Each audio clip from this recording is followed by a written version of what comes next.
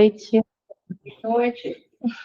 Nós estamos muito felizes, a gente agradece muito a oportunidade, o convite sempre tão carinhoso para estar aqui nessa casa, que é muito acolhedora, muito aconchegante, né? A gente fica muito feliz de estar aqui, né?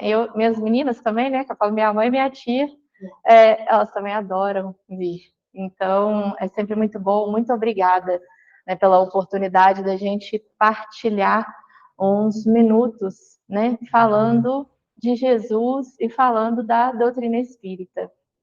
Bom, eu não preciso me descrever, não, né? Todo mundo aqui enxerga, né? Então, eu acho muito legal uma outra característica aqui da casa, que é o único lugar que eu venho, eu vou ser sincera, que faz isso. Esse trabalho né, de autodescrição. Então, eu acho muito legal. E o hashtag para cego ver também. Eu normalmente não vejo isso.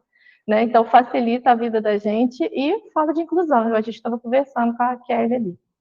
Bom, mas nós estávamos pensando aqui enquanto ouvimos a mensagem e na hora da prece, que a gente está tentando aprofundar um pouco mais, né, nos conhecimentos. E quando a gente fala de Jesus, a gente fala de uma certa responsabilidade. Quando a gente fala da doutrina espírita, ela liberta, ela é extremamente libertadora, ela é extremamente consoladora, mas ela também liberta com muita responsabilidade. Ela dá para a gente uma responsabilidade, né? Por isso que muitas vezes as pessoas desistem no meio do caminho, desanimam. Às vezes a gente olha e fala assim, tem gente que fala, fulano está fazendo o processo contrário, mudou de religião, saiu da religião, já repararam isso? Achei que eu ia pegar vocês, vocês responderam. Achei que vocês iam só balançar a cabeça. Então, as pessoas fazem esse processo contrário. Porém, se a gente quiser, se a gente tiver vontade, a gente consegue. Né? Normalmente, a gente consegue tudo que a gente quer. A gente vai falar, nem tudo, Amanda. Né? Mas aí só a gente vai entrar a trabalhar outras questões, se a gente for falar disso, né? Mas normalmente, e está lá no livro dos Espíritos, né? Uma das perguntas, a resposta é que a gente precisa ter vontade, né? E muitas vezes o trabalho que a gente precisa, o nosso esforço é muito insignificante, eles ainda falam assim. Então, a gente precisa de um esforço pequeno. Quando ele fala insignificante, a gente fica até com vergonha, porque aí pode ser nenhum, né? Basta a gente querer. O problema é quando a gente não quer, né, gente? Porque dá trabalho. Quando a gente quer alguma coisa, quando a gente se dedica a uma coisa, você quer fazer uma faculdade, você quer fazer qualquer coisa, dá trabalho, não dá? Eu tenho que estudar. Se eu quiser trabalhar, pagar minhas contas, eu tenho que ralar, normalmente, a não ser que eu tenha nascido rico, que não é o meu caso. Então, como é que a gente faz? Trabalha. Eu preciso persistir. Beleza. E aí a gente começa a trabalhar essas forças interiores. Tá. Por que eu escolhi esse tema? Eu estava assistindo e a gente sabe que o Espiritismo ele é baseado em 3 coisas: ciência, filosofia e a religião. A ciência, ela anda bem junto, ela está bem avançada, né? E aí é muito legal, porque Jesus falou que nós somos deuses, que a gente pode fazer o que ele fez e muito mais. Mas é muita pretensão da nossa parte? Não. Mas precisa esforço, precisa vontade, eu preciso querer. E aí, eu estava assistindo, né, uma palestra da Anete, vocês devem conhecer, né? E a Anete Guimarães, eu gosto demais dela, porque ela aprofunda e ela traz uma parte científica para a gente. Mas que muitas vezes a gente passa batido, assim, por ela. E aí eu estava vendo ela contando, vocês talvez até já conheçam, né?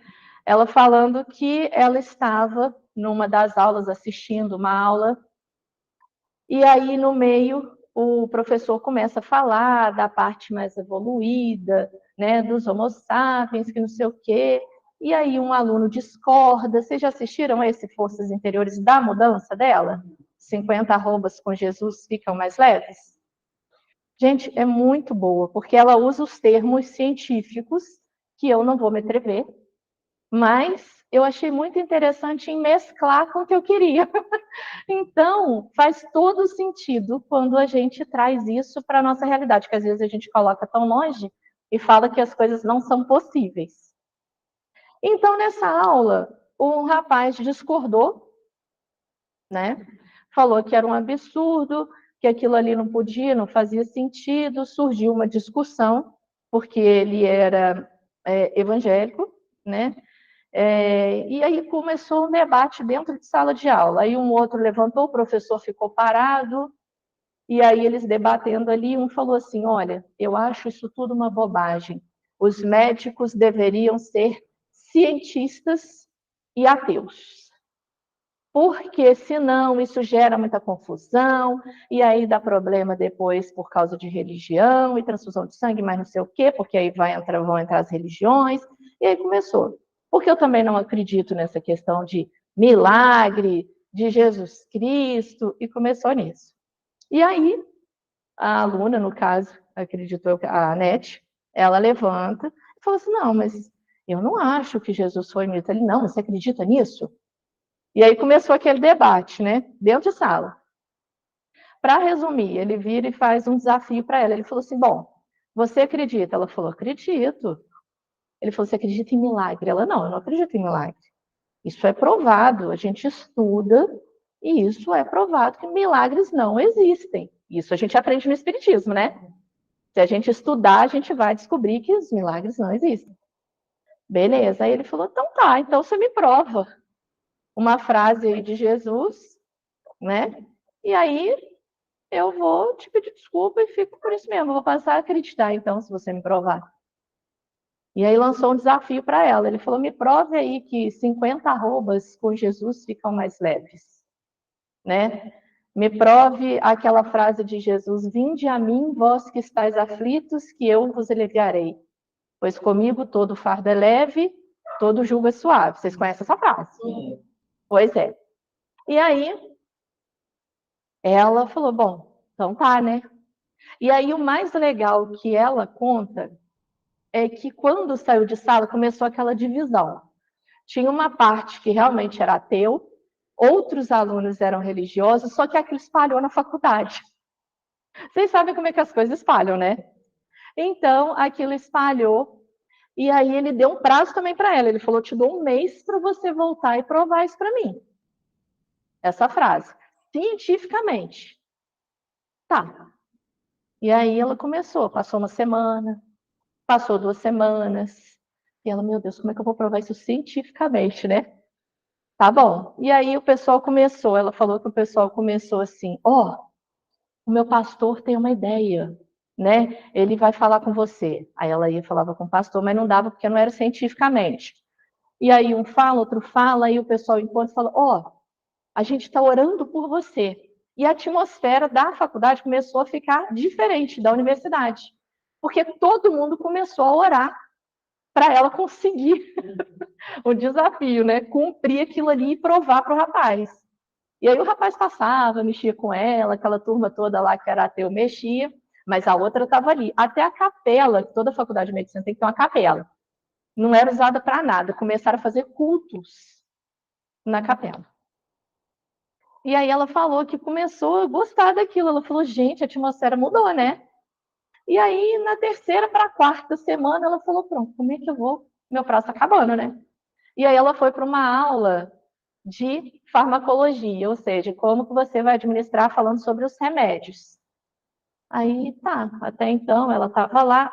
E aí é muito legal porque o professor, ele explica, e eu não vou saber explicar isso exatamente, cientificamente, com os nomes, mas o que dá para a gente entender? Ele começa falando que a dor é um bom sinal para a gente. E nunca dá para a gente imaginar isso, que a gente pensa que quando está com dor, está ruim, né? E ele fala que não. O professor fala que não. Porque existem muitas pessoas e muitas crianças, inclusive, que são assintomáticas. Não sentem dor, não dão sinal. E muitas crianças morrem por causa disso. Porque não apresentam sinal. Quando o pai vai ver, está lá com uma infecção, que espalhou, que não deu certo, né? Minha mãe, por exemplo, ela é bastante assintomática. A pressão dela vai a 21/11. Ela não sente nada. Isso é ruim.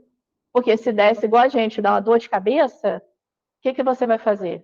Vai tomar um remédio. Né? Se você estiver muito descontrolado, você vai para o médico. Né? Mas aí não. Aí vai lá, tá 18, tá 19, tá 21 e ela tá lá toda, né, mãe? Então, não sente, né? Então, isso acaba sendo ruim. Ele fala que não, as pessoas têm de sentir que toda vez que você sente uma dor, é porque tem células no seu organismo morrendo. E aí você sente, ele falou, quando você fica muito tempo, igual a gente fica aqui numa palestra, quase 1 hora ou 1 hora sentado, vocês vão se movimentar. E eu reparo isso, que eu mexo muito. Tanto quanto eu estou em pé falando, quanto eu estou sentada. Para quê? Para a circulação não cortar, não prender. E aí você fica se movimentando. Mas você sente um sinal, você tem um alerta que é a dor. E é muito interessante. Eu fiquei assim, apaixonada em saber disso. Falei, gente, olha que legal. A gente tende a levar tudo para o negativo. Não, sentir dor é ruim, né? A gente está ruim, está velho, está isso, está aquilo. Mas isso é positivo, se a gente souber enxergar como tudo na vida, né? E até então, ele estava explicando, falando do nosso cérebro. Ele falou que existe um portão de controle, que eles chamam de gate control, que fica na medula, na nossa medula. E aí, esse portão, ele tem ligação direta com o nosso cérebro. O nosso cérebro, ele tem divisões, mas a gente vai trabalhar as duas que interessaram para a gente.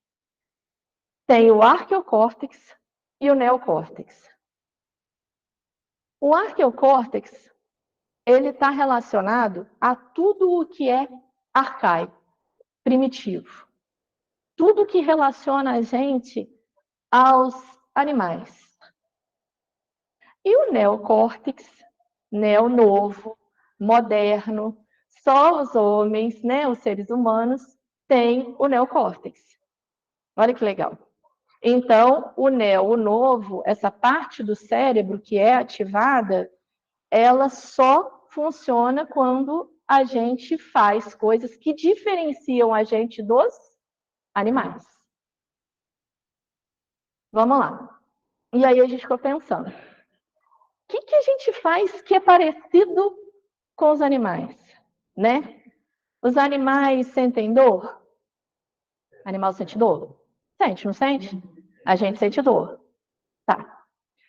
Os animais sentem raiva? Sente, não sente? Pois é, tanto é que tem até vacina para raiva, né? A gente sente raiva? Nossa, tem hora que a gente fica para morrer, né? Então tá. O que mais que liga a gente? Alimentação. Ah, meu Deus. Sério? Quando todo excesso, né? Quando a gente não tem um equilíbrio, a gente acaba descontrolando isso, né? E aí a gente vai trabalhando o nosso arqueocórtex. Aí eu vim pensando, vim no carro hoje, vim de Uber. E aí eu estava pensando, falei, nossa, olha que interessante, como é que nas mínimas coisas a gente começa a fazer relação. O rapaz contando que, acho que foi ontem ou anteontem, ele pegou um passageiro, e o passageiro, assim, despretensiosamente, não foi. O rapaz simplesmente quebrou a maçaneta da porta do carro dele, atrás. Quebrou de um lado, sentou, moveu para o outro lado, quebrou o outro. Acabou, pagou, desceu, não falou nada e foi embora. Ele quebrou à toa. Foi um comportamento normal? Não. Aí eu pensei, falei, nossa, agiu igual um animal, né? Irracional. Porque qual a lógica de você quebrar o trinco da porta do carro da pessoa? Falei, esse aí não usou neocórtex, não. Ele usou o arqueocórtex, ele foi bem primitivo, né? Você vai vandalizar, você vai destruir, isso não é nada evoluído, não é nada bom. Então, ele usou o neocórtex. Tá. Ou o arqueocórtex. Aí a gente fica associando as coisas. Eu falei, nossa, como a gente tem mais comportamento primitivo do que a gente pensa nas mínimas coisas. E aí, ele explicou que quando a gente faz isso, esse portão de controle que fica na medula, ele abre completamente ou ele fecha. Quando que ele abre? Quando eu uso tudo que é primitivo. Quando eu estou com raiva, quando eu estou com ódio, quando eu estou quebrando, xingando, quando eu estou, sei lá, tendo o meu pior dia, usando o meu lado mais assim, né, negro da força, eu sinto mais dor. Já repararam que geralmente quando a gente está com raiva, a gente passa mal, tem dor de cabeça, tem dor de estômago, tem dor para tudo quanto é lado? É assim. E aí ele abre. Quando a gente faz coisas legais, né? Por exemplo, a gente está fazendo uma leitura edificante. A gente está assistindo um seminário, uma palestra. A gente está usando o lado primitivo ou está usando o lado novo? Porque isso não tem nada a ver com o animal. O animal assiste palestra? Não. Bom, tem uns que eu conheço, uns bichinhos que participam do culto do evangelho. Eles já estão procurando melhor. Sentem a atmosfera. Mas, normalmente, o animal não faz isso. O animal não faz leitura edificante, né? Não constrói peças de teatro, não músicas, né? Uma sinfonia, uma coisa assim. Não faz. E aí, ela começou a acender a luzinha no fim do túnel, porque isso é científico. Não tem nada a ver com o espiritismo. Nada a ver com Jesus até então. Só que ela começou a associar. Bom, Jesus, quando ele se preparou, a gente vai olhar lá o Caminho da Luz, todo mundo gosta, né? A gente brinca que é uma aula de história o Caminho da Luz, né? Ele conta toda a trajetória, né, de Jesus. E aí eles falam que Jesus se preparou, esteve na Terra 2 vezes. O primeiro momento para poder planejar, preparar todo o DNA, preparar tudo, como tudo seria criado para a construção do nosso planeta. Beleza, ele esteve nessa primeira parte, preparou tudo, por isso que a gente fala que ele é o governador, né? E aí ele foi, se preparou 1000 anos intensamente para voltar, porque ele ia ter que lidar com pessoas difíceis, e que muito possivelmente seríamos nós, né, lá atrás, né? Estávamos lá? Acredito que sim, hein? E aí, pessoas difíceis, situações difíceis, lidar com os discípulos, lidar com tudo, ser crucificado, enfim, todo o processo dele, ele se preparou 1000 anos e voltou. Tá. Vocês acham que Jesus ia perder tempo de vir 2 vezes, se preparar 1000 anos, para poder só contar a história para a gente? Não faz sentido, faz. Aí, se a gente for parar para pensar, a gente fala que o Espiritismo ela é uma fé raciocinada. Então, a gente já parte do princípio que Jesus não faria isso, ele não vinha só para contar a historinha. Não tem lógica. Mas a gente precisa estudar, a gente precisa conhecer. E quando a gente começa a conhecer, vocês já sentiram que a gente começa a sentir melhor? As dores, dependendo, começam a diminuir? É difícil a gente passar mal dentro do centro espírita? Já tiveram alguma crise de alguma coisa dentro do centro? É difícil, não é? Às vezes a gente está passando mal, você está sentindo dor, você está se sentindo incomodado porque você está lá fora. Quando você entra, você trabalha, você faz, tudo que você tem que fazer. Não sente nada. Quando a gente sai, a gente volta a sentir. Já prestaram atenção nisso? Qual é a diferença? Quando eu estou lá fora, eu estou trabalhando muito mais, de repente, o meu arqueocórtex, os meus sentidos mais primitivos. Eu estou me permitindo trabalhar isso, porque você está no trânsito, a pessoa te fecha, você fala, ô, abençoado. Não fala, fala. Brincadeira, né? Quando você fala um brincadeira, você já mandou uma energia para a pessoa que você não gostou, né? Você fala, pô, tô atrasado. Não é assim que a gente faz? A gente fica com raiva, ou no mínimo chateado. Aí, quando eu faço isso, que eu ativo esse meu lado do cérebro, eu abro o meu portão de controle e sinto dor.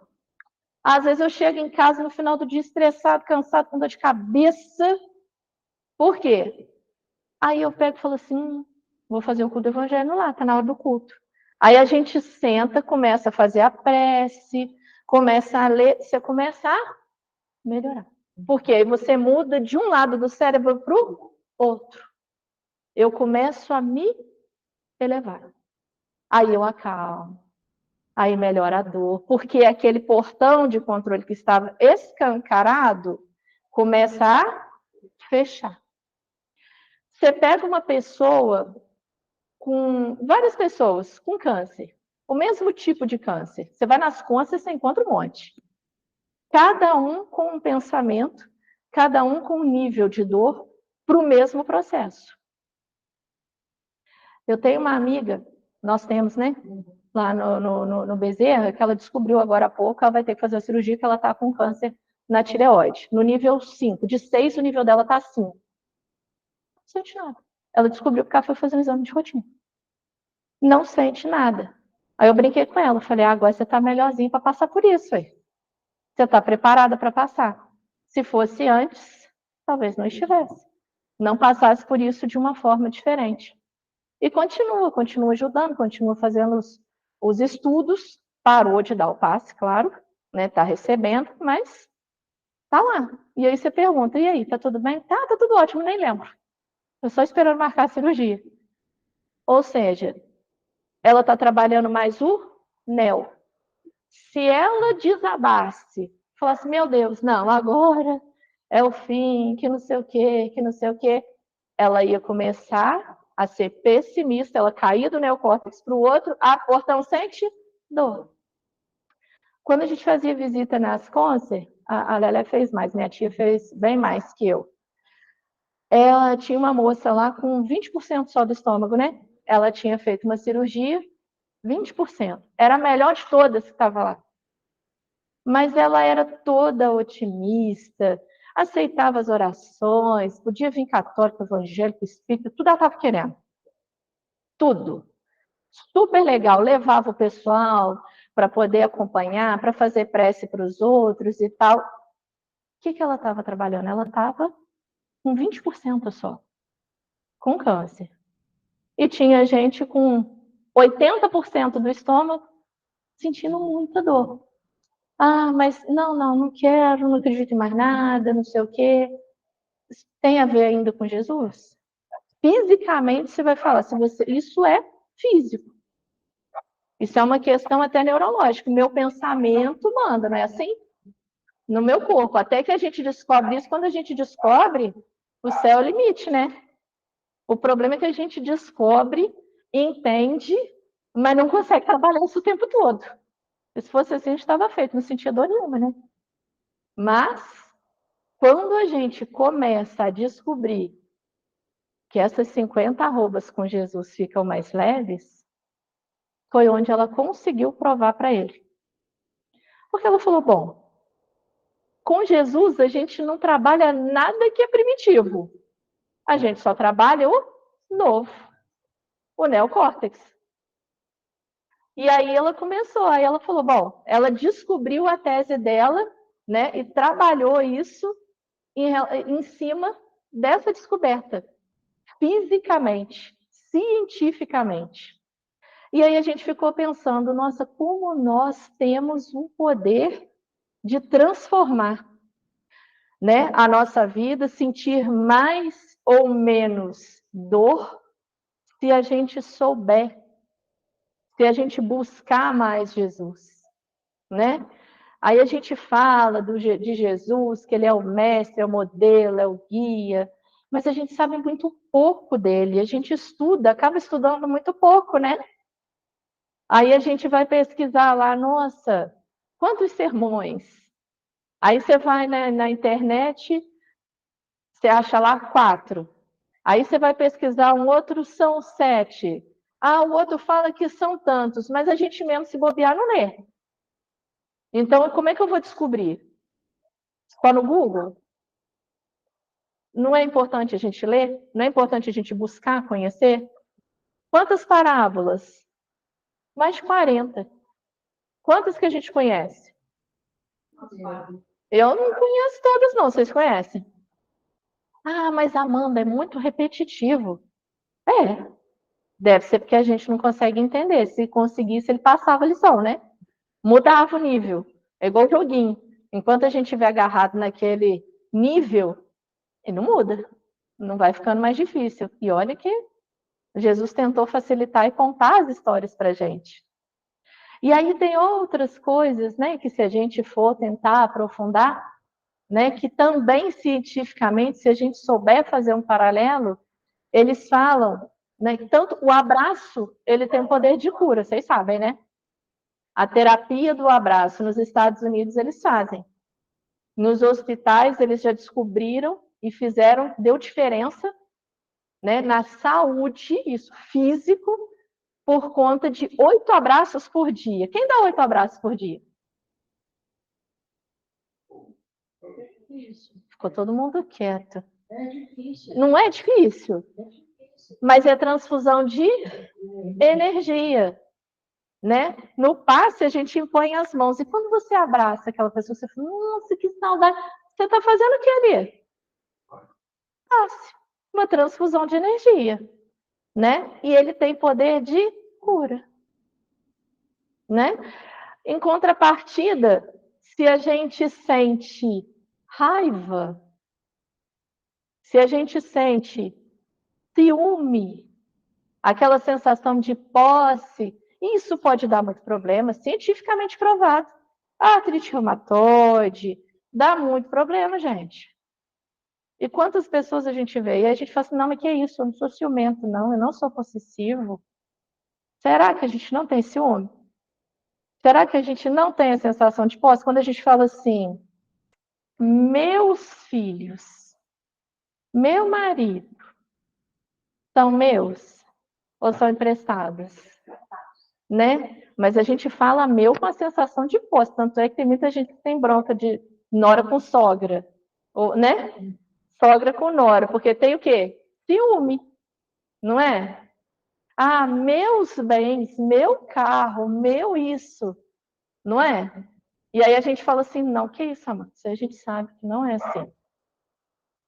E aí a gente faz, vira e mexe, eu falo isso com o pessoal lá. Então tá, a gente não é ciumento e a gente não tem problema. A gente pega. Todo mundo tem um vizinho mais enjoadinho? Vocês têm vizinho enjoado? Não vou contar para ninguém pro vizinho, não. Aquele vizinho que bota aquela música altíssima, que a gente não consegue ver a televisão, você não consegue dormir, vai até 3 horas. Isso! Exato! Aquela música assim, que você não aguenta, que aquilo mora na sua mente depois, né? Você nem gosta nada da música, mas você fica cantando ela a semana inteira, que agarrou na sua cabeça, fez uma lavagem cerebral. Tem, não tem? Pois é, aí você...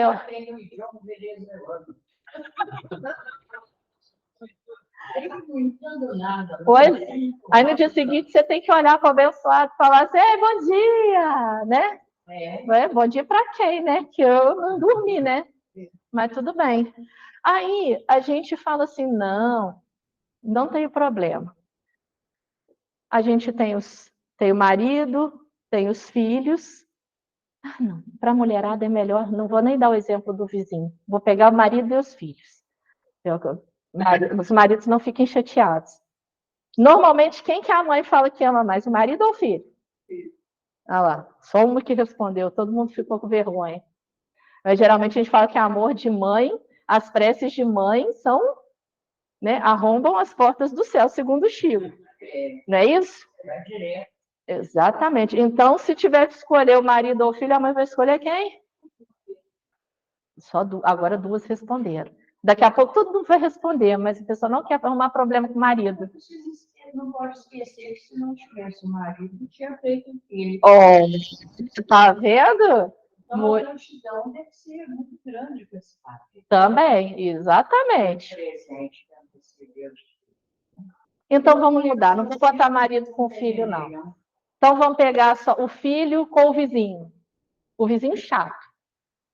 Quem que a gente gosta mais, do filho ou do vizinho chato? Ah, agora sim, né? Então tá, o marido foi mais comprometedor, né, gente? Não foi bem, não. Vou trocar isso para a próxima. Aí a gente pega o marido e pega o vizinho enjoado. Aí desencarna todo mundo. Aí a gente faz uma programação. O vizinho chato vem meu filho, né? E o meu filho vem como o vizinho. Quem que eu amo mais? Ah, vai ser o filho que veio, que era o vizinho chato, mas eu não lembro que ele era o vizinho chato, é meu filho. Não é isso? Pois é. E aí a gente tem sensação, a gente tem ciúme, por quê de quê, né? Olha só como é que a gente é. Como é que a gente é apegado. Como é que a gente guarda mágoa. Eu brinco que a gente não guarda dinheiro, a gente não guarda um monte de coisa e guarda mágoa, já repararam? E muitas vezes a gente percebe isso também, infelizmente, muitas vezes, e o bom do Espiritismo é que ele não é uma regra, não é uma lei, que a gente sabe que isso não existe, né? Ele fica em aberto, por quê? Está lá a lei. É a lei que muda do Espiritismo? Não, somos nós que mudamos. O nosso entendimento.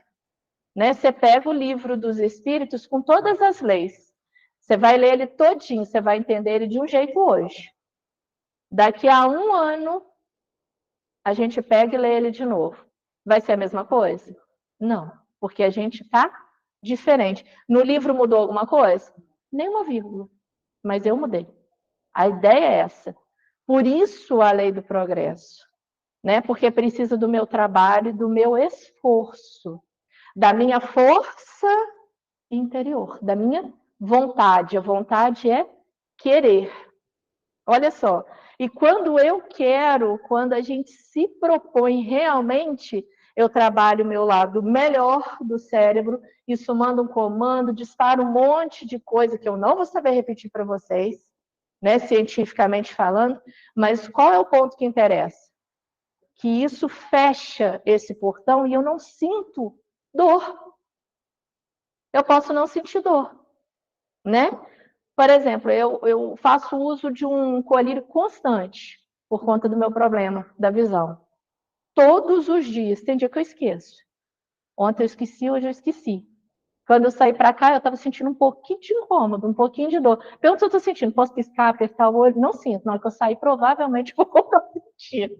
Mas porque aqui eu estou mantendo o meu pensamento, o meu padrão mais elevado possível. Porque eu estou falando de quê? Estou falando de Jesus. Eu estou falando de coisas boas, de coisas que elevam. Aí a gente sai, não consegue manter isso, baixo padrão, muda a parte do cérebro e começa a sentir dor de novo. E aí depois a gente reclama que nasceu sem sorte, sendo que está tudo aí para mostrar para a gente. E a mágoa, que eu estava falando, que a gente, né, infelizmente guarda, ela gera câncer. Vocês sabiam? Muitas vezes a gente faz um câncer. Eu tenho um conhecido que ele fala, eu fiz um câncer 3 vezes. Falei, mas 3 vezes? Ele falou, eu fiz. Porque eu não soube trabalhar as minhas emoções. Eu já atendi várias pessoas no centro, várias, infelizmente, que sentavam para mim e falavam, eu estou com câncer disso, eu estou com câncer daquilo, ou eu já estou com um câncer pela 2ª vez, porque ele voltou, mas eu sei que a culpa é minha. Falei, mas você sabe que a culpa é sua? Sei porque eu não consegui perdoar. Porque eu tenho raiva do fulano, que aconteceu isso, eu não soube administrar isso. Quando você não administra, quando você perdoa, você guarda o quê? Mágoa. Olha como isso é ruim. Então quer dizer que todo mundo que tem a mágoa vai ter câncer? Não. Não é regra.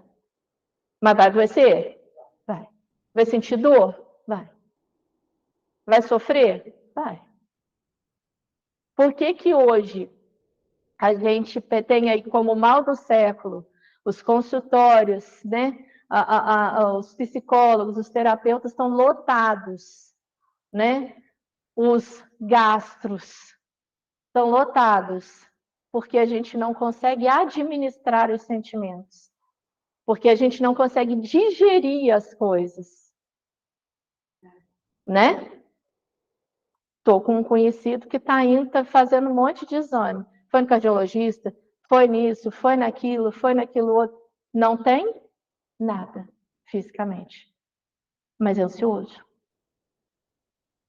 Então, a gente vai trabalhando problemas, acumulando sentimentos, não lidando com essas emoções. E aí a gente não sabe, uma hora a gente faz o quê? Estoura. E aí a gente estoura não só, né, o nosso cérebro, porque a gente usa mal, aí a gente abre esse portão de controle, escancara ele 100%, morre de dor. Não é assim? Pois é. Ah, Amanda, então você está fazendo isso tudo, você não sente nada? É assim com a gente? A gente sabe, não sabe das coisas? Estou falando alguma novidade? De repente, em alguns pontos. Mas, no geral, é novidade? Que Jesus deixa o fardo da gente mais leve? Não é novidade. E mesmo assim a gente sofre. Mesmo assim a gente acumula, né? Se a gente for pegar, né, essa frase, 50 arrobas, gente, quanto que dá 50 arrobas? Cada arroba são 15 quilos. 50 arrobas dá 750 quilos, sem chance, né? Que a gente pega uma sacola, vamos supor, uma cesta básica é pesada, né? Você pega uma cesta básica, você começa a subir uma ladeira, o que que acontece? Por que que a gente não aguenta? O que que acontece com o peso? Aí parece que dobra. E aí a gente sente o quê? Cansaço. E aí quando você vê, você já sente o quê? Dor. Começa a doer? Da coluna, dos braços, das pernas, não é assim? E aí vamos supor que no meio da ladeira você encontra com Jesus. Será que vai aliviar? Fica mais leve. Então, por que que quando a gente está subindo as ladeiras dos problemas, quando a gente está subindo, né, querendo subir a serra, a gente não se prepara, não busca Jesus, né? Por quê? Seria tudo muito mais fácil. A gente sentiria muito menos dor, muito menos, se a gente buscasse mais, entendesse mais e conhecesse, porque não tem como eu falar sem conhecer. Eu só falar assim, nossa, Jesus é maravilhoso, nossa, Jesus alivia, realmente, né, fica mais leve com ele. Mas se isso for superficial, isso não trabalha meu cérebro, né? Eu preciso aprofundar, eu preciso conhecer. E realmente, quanto mais a gente se dedica, quanto mais a gente busca, mais alívio a gente sente. O Chico tinha problemas. Ele era cego de um olho, ele tinha um monte de problema. E aí? Será que quando ele estava ali psicografando, ele sentia? Porque ele estava entregue. Porque ele estava trabalhando um outro nível do cérebro dele, o neocórtex, certo? Não tinha nada de primitivo ali. A gente pega um Jerônimo Mendonça, a gente estava falando no início ali. Gente, ele só mexia o quê? Os olhos. Ele precisava de peso em cima dele para sentir menos dor. E mesmo assim, ele procurava se elevar. Ele buscava falar de Jesus, porque com certeza, quando ele estava falando de Jesus, mas para falar ele precisava estudar. Ele precisava conhecimento. E aí, quando ele estava falando, quando ele estava estudando, ele não estava voltado para a dor dele. Lembra que quando ele não estava, ele procurou? Acho que teve um caso assim, né? Que ele procurou o Chico, que ele estava assim, que ele estava mal. Aí o Chico falou: Mas você está muito coitadinho, você está com muita pena de você. Não teve uma história assim? Eu não conheço muito bem as histórias, mas eu sei que teve uma dessa.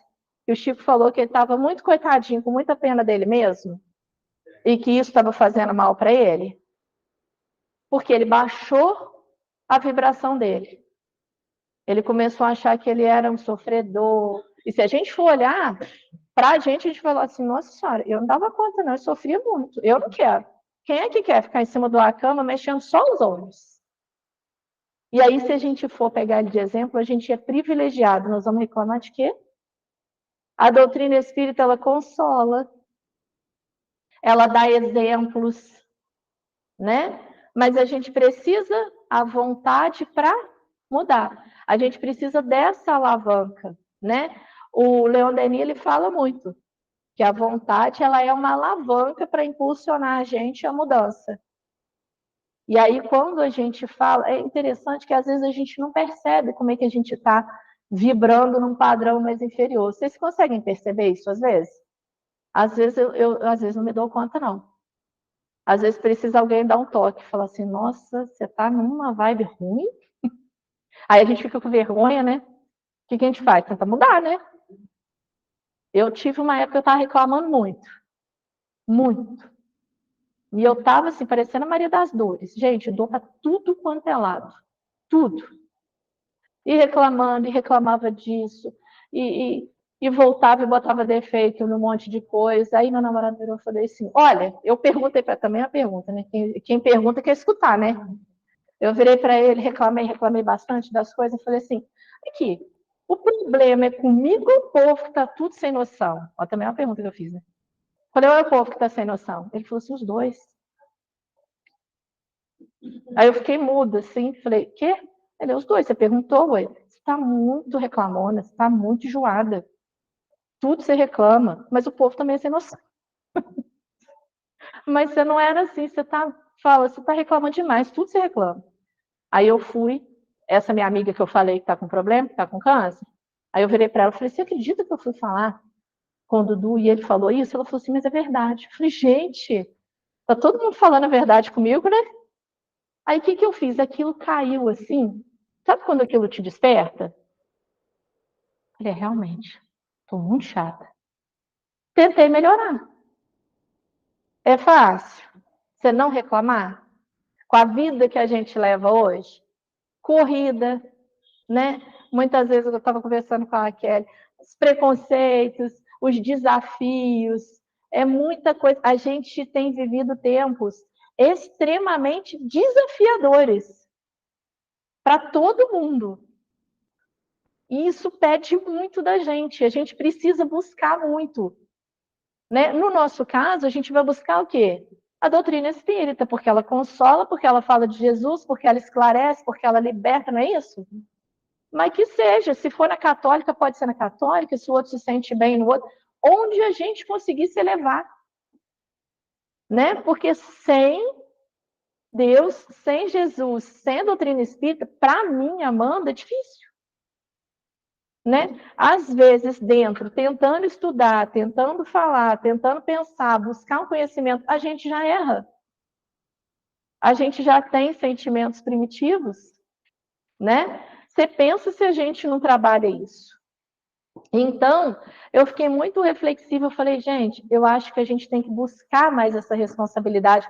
E se a gente souber o poder que a gente tem nas mãos, começa a fazer todo sentido quando Jesus fala para a gente, vós sois deuses, podeis fazer tudo o que eu fiz e muito mais. Ele colocou a ciência aí, ó, na nossa frente para a gente descobrir que as coisas mais simples têm poder de cura, como o abraço, né? Que se a gente souber trabalhar o pensamento, isso é físico. Eu posso diminuir as minhas dores.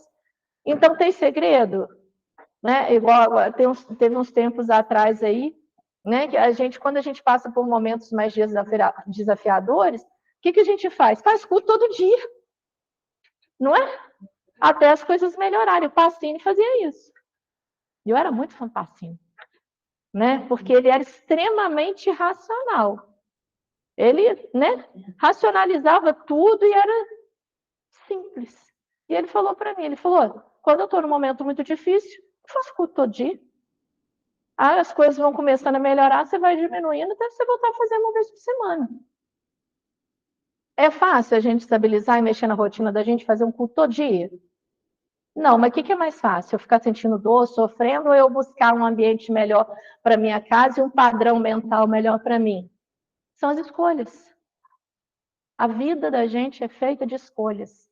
Todos os dias a gente acorda, porque é um privilégio que muita gente deita e não acorda, né? Vai para o plano espiritual, e a gente vai para o plano espiritual exatamente do jeito que a gente é, né? A Luciana Barbosa um dia levou um estudo para a gente que a gente ficou assim, né? Todo mundo com os olhos regalados, dava até para ver. Eu que não via, via todo mundo com o olho assim, ó. Porque ela falou, quando a gente desencarna, as nossas sensações são elevadas a 1000. Eu falei, como assim? Aí ela é. Então, se você está com raiva, você leva isso a 1000. Se você está bem, se você está amando, se você está feliz, você leva isso também. Eu falei, meu Deus do céu, então o negócio tá ruim, porque a gente, tem hora que a gente vibra muito mais negativo do que positivo, como é que faz? A responsabilidade é de quem? Nossa, né? Então, é simples e ao mesmo tempo é complexo. A gente descobre que a responsabilidade está nas nossas mãos, porque a gente tem um poder de escolha. A gente podia muito bem não ter vindo hoje, não podia? Pois é, a Kelly podia não ter me chamado. E aí eu que ia perder, né? E aí eu não ia poder dividir, né, esses conhecimentos da ANET, mais o que a doutrina espírita traz para a gente, com vocês. Mas a gente escolheu. E eu espero que nesse momento ninguém esteja sentindo dor. Até alguém sentindo dor? Gente, não fica mais leve? Eu estou olhando aqui, a hora praticamente passou e eu não percebi. Eu não percebi. Porque falar de Jesus, pensar nele, eleva. Né? Pensar nele mantém. A gente consegue ficar. Nossa, quem dera, vai chegar o dia que a gente vai conseguir ficar assim direto, né? Como nas esferas mais altas, como os nossos amigos espirituais, né? Esses irmãos que a gente lê nos livros e fica sonhando assim, nossa, eu quero ser igual fulano. Mas o trabalho do fulano é direto, é incessante. E o nosso, né? Qual parte que eu escolho, né? O que a gente faz quando a gente acorda? Né? A gente já podia começar trabalhando o neocórtex quando a gente acorda e fala assim, nossa, meu Deus, muito obrigada. Mas tem dia que a gente acorda tão no susto, tão atrasado, que você já pula assim, meu Deus, eu tô atrasado, que não sei o que, eu já começo a reclamar. Aí eu já começo trabalhando o meu lado ruim, já começo aí depois começar a sentir dor, já sai meio capenga. Por quê? Porque eu escolhi sair correndo, reclamando, porque estava atrasada, porque não sei o quê. Aí eu sinto dor. Faz sentido? Faz, né? Mas aí, se eu escolho levantar, e mesmo que seja 2 minutos, eu faço uma prece, eu já começo a trabalhar meu neocórtex, eu já me preparo para não reclamar tanto e, ó, vamos embora. Dá para sentir menos dor ou dor nenhuma. É fácil para gente? Não, mas é uma lição de casa. É uma tarefa, né? É o que a gente veio fazer aqui na Terra. A gente reencarnou para isso, para trabalhar, para progredir, né? Para aprender e ensinar, né? Porque aí eu olho o exemplo da tia Rita, eu olho o exemplo da Kelly, eu olho o exemplo do Marcos, eu olho o exemplo de cada um e falo assim, nossa, isso é legal para mim. Eu vou fazer também. Ah, e ele não faz isso, ela não faz aquilo, olha, ela trabalha isso diferente. Vou fazer. Terapia de espelho, para quem frequenta grupos de autoajuda, que também é muito legal. E o primeiro passo de cada grupo de autoajuda sempre é querer. Tá lá, né? Implicada ali. Primeiro passo, sempre, acho que são 12, né? Não sei se todos são 12, mas o primeiro tá lá. Querer, eu preciso. Se eu não quiser, nem Jesus vai fazer para mim. Não adianta. O mundo pode falar, todo mundo pode falar. Eu sei que todo mundo está certo, mas eu não quero. Eu não quero. E aí? Mas a doutrina espírita está aqui. Os livros, os grupos de estudo, as palestras. E olha que legal, fica gravado no YouTube.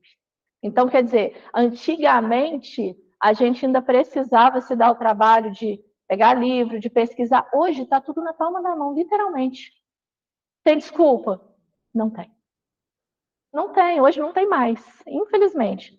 Os livros eu bato no celular, eu pesquiso no Google, eu procuro no YouTube. eu tenho todos os recursos que eu quiser. Eu, particularmente, eu uso todos os recursos, mas eu sinto muito falta da casa, do físico, do espaço físico. Tem gente que já gosta mais de ficar pelo online, a tecnologia, aí fica a gosto.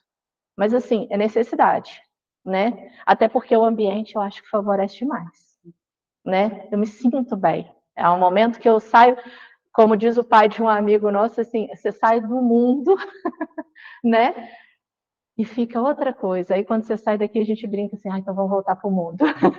Onde convida a gente a trabalhar, né, as nossas virtudes, os nossos pensamentos e colocar em prática tudo que a gente aprende.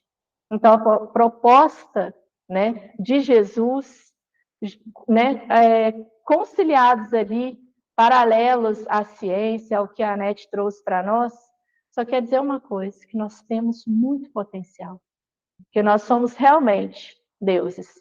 Mas para isso ele fala também, não só, né, podeis fazer tudo o que eu fiz e muito mais, mas ele fala que para isso a gente precisa fazer brilhar a nossa luz. Nós somos ali um diamante bruto, que precisa ser lapidado. Quem é que vai lapidar a gente?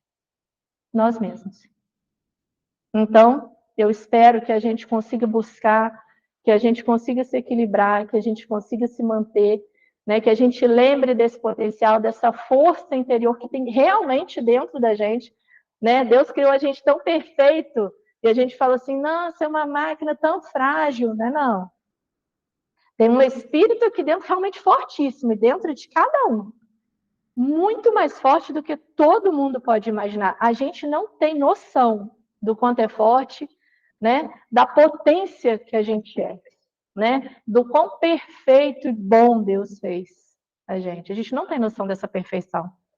Mas ele também deu ferramentas e um instrumento maravilhoso, né? Uma máquina perfeita, a gente que estraga, né? Porque são reflexos, né? Do que eu sinto, que eu mando aqui, que eu comando, e aí eu começo a desaguar no meu corpo as minhas insatisfações, né? As minhas doenças, as minhas mágoas, os meus ressentimentos, tudo. Mas se eu conseguir trabalhar o contrário, nossa, pensa nisso. Essa é a proposta da noite hoje, que a gente consiga pensar, que a gente consiga valorizar o que nós temos e quem nós somos, e aproveitar da melhor maneira possível conhecer Jesus, porque oportunidade para isso, com certeza, a gente tem. E eu agradeço a oportunidade que vocês me deram, o convite, as vibrações, a participação. Eu agradeço demais, porque isso só dá mais força para a gente, né? Interior, para a gente poder descobrir, ó, que o céu é o limite quando a gente tem Jesus, né? Que Jesus nos envolva os corações hoje e sempre.